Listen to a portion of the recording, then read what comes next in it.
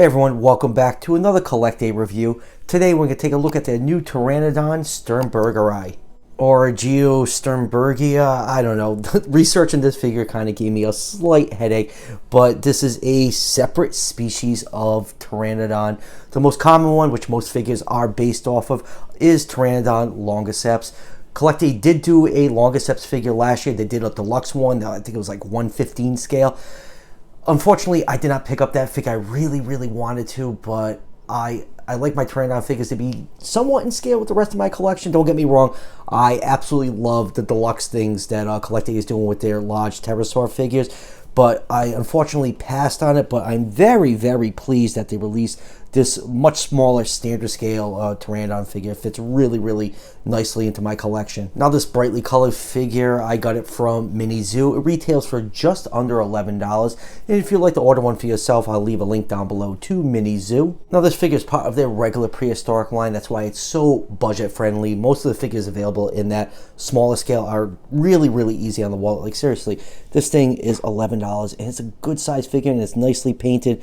Like if this came out from like P&S, so this would probably be easily a $30 figure. That's why I love CollectA. They always strike the right balance between accuracy and affordability. You do get a little tag on the figure. Since this is not a deluxe figure, there's really not much info on it, so we really don't need to talk about that. So let's get this removed off the foot and throw this figure up on the turntable and start this review.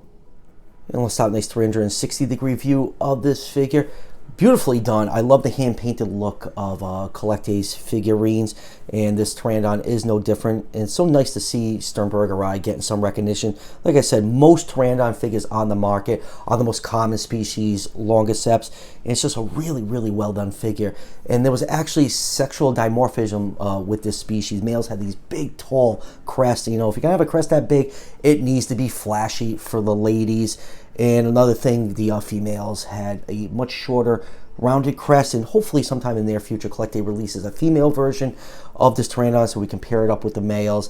And another thing, I guess it's males were outnumbered 2 to 1, so some paleontologists believe that this Pteranodon species had a polygamous relationship, which means it bred with a large group of females, and that sounds pretty cool. What a lucky dude.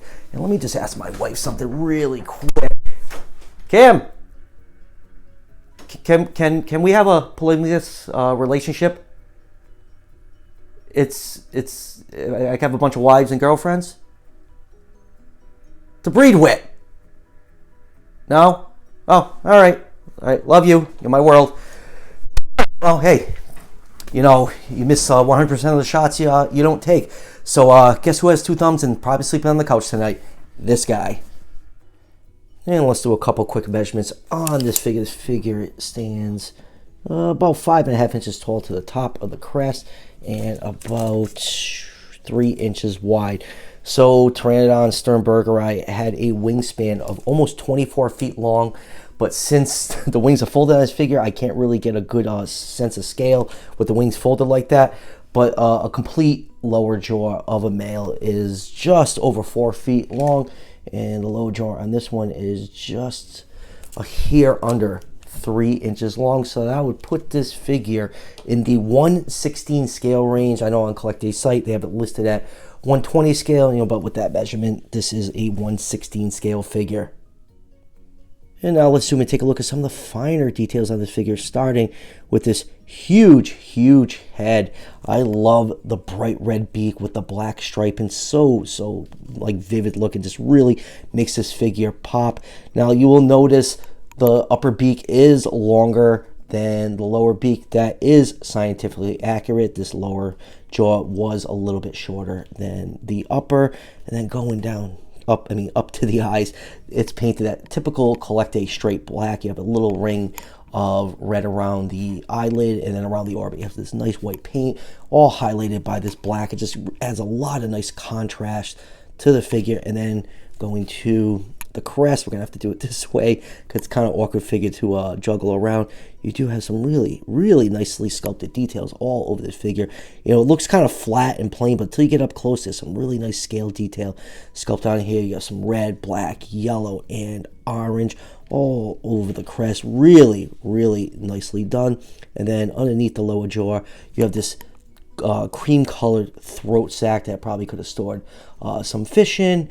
And then going down to the neck, you have all those nice pycno fibers, which are like, you know, feathery filaments that pterosaurs had. They're all nicely sculpted on here. You got some white, and then it transitions to that base light gray plastic that the rest of the figure is sculpted in. And then going down to the tail, you have this little two-pronged tail. It almost looks like a little T-Rex hand. Isn't that adorable? That is decked out in black paint. And then going to the folded wings. Tips of the wings are decked out in black paint, highlighted by bright red along the wing bones. The toe claws are painted a light gray color, and then it goes back to the red before you get to the forearm. Then it transitions to that gray plastic. It's some nice folds sculpted in on the wing membrane. Underside, you do have some nice light white paint. Then going back to the, you know, that light gray for the belly. So yeah, really, really, really nicely done figure. I like how it came out. And then going down to the feet, before we forget the feet, toe claws are painted a light gray, and the feet are done in nice red. So all around, just a really, really well done figure. Like I said, for like $11, you really can't ask for more. CollectA just does a really good job with their figures. I just love how they just do obscure species. You know, mostly obscure species I have in my collection are from CollectA, and I like how they kind of stay away from the most popular dinosaurs. Even though this isn't a dinosaur, this is a flying reptile. Gotta correct myself there. And before we move on to comparison, I almost forgot to talk about the articulated jaw on this figure. It can open up about that wide, not too much that throat pouch gets in the way, but inside the mouth there's really not too much detail. You do have the back of the throat and the tongue. It's all painted the same red color as the rest of the beak. And first up for comparisons, here it is with Safari's limited Pteranodon longiceps. So you can clearly see the crest difference between the two species. I have to say, this one right here, this is their 2019 offering. What an underrated figure. It's one of the first few figures I reviewed on the channel when I first started it, and I still absolutely love this thing. And next up, here is CollectA's big ass deluxe Dimorphodon. I do really love the deluxe pterosaurs, but man, do they take up a lot of room. I'm probably gonna end up getting that deluxe longiceps, so I guess stay tuned for the review. I guess I'll order one when the Triceratops comes in the stock at Mini Zoo, just to throw a couple extra things into my order. And next is Papo's Quetzalcoatlus. I'd love to see CollectA do their take on the Quetz, or Ketz. I keep saying Quetz. It's Quetzalcoatlus. I've been saying Quetzal for like decades, and I just cannot reprogram my brain to say it right. So here is not GR Toys, because I can't think of the name of it right now. Quetzalcoatlus. And next up, here it is with Papo's Dimorphodon. Fun fact, before I started, actually, recording my reviews, I used to write a few reviews for the Dinosaur Toy blog, and this is one of the few figures I did review, and I did not give this one a good one. And next up, here it is with CollectA's Feathered T-Rex. And next up, here it is with their CollectA's amazing looking Edmontosaurus. And lastly, here it is with their new swimming deluxe Spinosaurus. So final thoughts on CollectA's new Pteranodon. I really like this figure. Their 2022 lineup has been absolutely fantastic. I've liked every figure I've gotten from them so far. And if you want to see Pteranodon sternbergi in all its glory, seriously, go check out Dead Sounds Dinosauria animation series. His most recent one featured this Pteranodon, and it is absolutely beautiful. I love his animation. It's just a sight to behold, and what a great time for accurate dinosaur stuff coming out. We got Prehistoric Planet coming out in just about a month, and definitely going to renew that Apple TV Plus subscription, I will be controlling the TV that week with that 5-night premiere. And then what else do we have going on that week? We got Obi-Wan coming out, Stranger Things season 4. I told my wife, just go watch TV upstairs that week because I will be watching a lot of stuff. And like I said at the beginning of the review, I got this figure from Mini Zoo. It retails for just under $11, and I'll leave a link to them down below in the description.